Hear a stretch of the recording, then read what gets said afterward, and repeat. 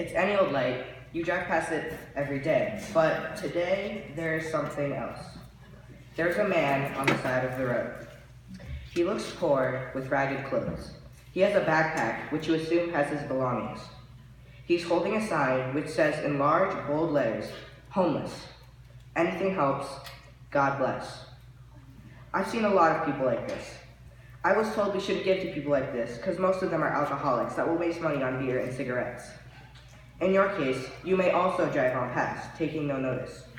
We go on with our lives, not wondering what it would be like to be in the same place, hoping someone can help you. It's rare to find someone who will give something, someone who could spare $1 or $5, a shirt or jacket, some water or food. We don't think or forget that God can actually bless us. In Matthew 14:13-21, we are told the story of how Jesus fed 5,000 people with 2 fish and 5 loaves. Imagine 5,000 men crowded on a hill who are all hungry. Now, add women and children to the mix. And yet God can still feed them with as little food as 2 fish and 5 loaves of bread. So at some point you may wonder, if God can feed 5,000 people, why can't he just feed that one homeless man? God created us with a choice. We can choose to help, or we can choose to go on. It's a matter of believing we can change someone's life. Some just say, "Oh, I'm not that kind of person. Let missionaries, priests, or monks and nuns do that kind of work." We could leave it to richer and more experienced people to do the good deeds.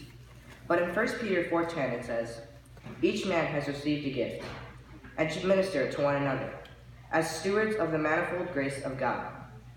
It doesn't matter who you are. We can all offer something to one another.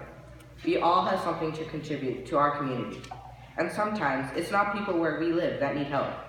There are catastrophes around the world that leave people in great need. It's okay if you think you aren't cut out for that kind of work. There are many things we can do that, even if they seem small, can help. For example, we can donate to local charities or send boxes of supplies to organizations like the IOCC that dedicate themselves to help people around the world. We can just pray for people that need help. We could do yard work for a neighbor, cook food for someone in need, even tell someone about Jesus if he or she doesn't know about him.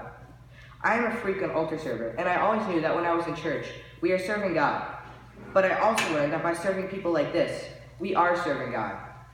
I know a lot of people who do a lot of the things I've mentioned, but I also know some people who say, "I do a lot of good, and I'm tired of it. Why can't we just do some good and be done for the year?"